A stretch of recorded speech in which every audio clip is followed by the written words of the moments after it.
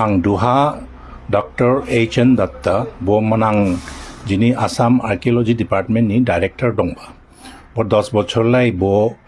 director दंबा और देहे बो घोलाघाट हा दंबा हा और रिसर्च क्लेही दियोंग धनसिरी वैली और history art archaeology of Assam इबो लाइसी थे रेब्बा और देहे बुनी हिसाब जंगला itu kut gul buni hisab jangla manang ha khasomari ha di rajdhani dongba to bo sima baudu khasomari nia pura bo elaka alisinga duborni bo dimasara ora dongba borni frangse dimapur ha jailangkha thikabo bo time handing extension mane dimapur jini dimasa rajini extension dongba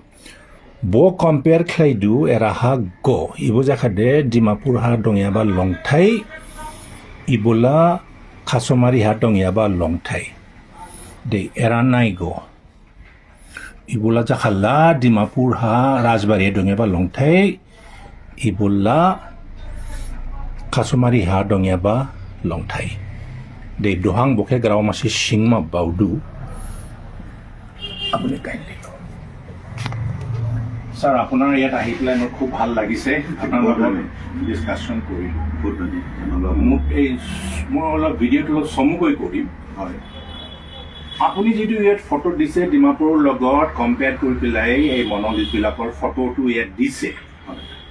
আপুনি আপোনাৰ research মতে গোলাঘাট এৰিয়াত আলিচিংগা দুবৰণিত ডিমাচাসকল আছিল হয় আৰু আপুনি এইটোও ক'ব বিচাৰে যে আজিকালি বহুত মানুহে ক'ব বিচাৰে ডিমাচাসকল প্ৰথম ৰাজধানী আছিলে কাছমাৰী তাৰপিছত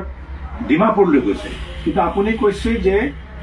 এক্সাক্টলি কাছমাৰী নহয় আলিচিংগা দুবৰণি নহয় জানো ছাৰ সেইটো সম্পৰ্কে অলপ আচলতে মোৰ অধ্যয়নৰ পৰা মই গম পাইছোঁ যে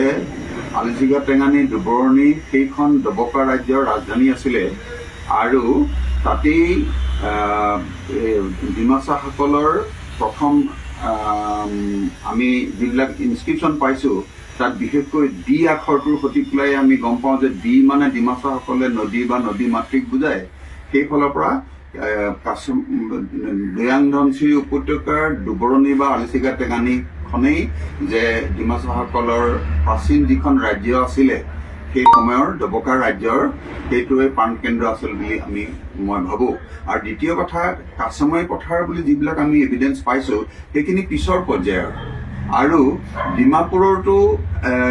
বৰ্তমান আমি যিখিনি মনলিথ দেখিছোঁ যিখিনি আমি শিলৰ স্তম্ভ দেখিছোঁ সেইবিলাকো পিছৰ পৰ্যায়ৰ কিন্তু আগতেই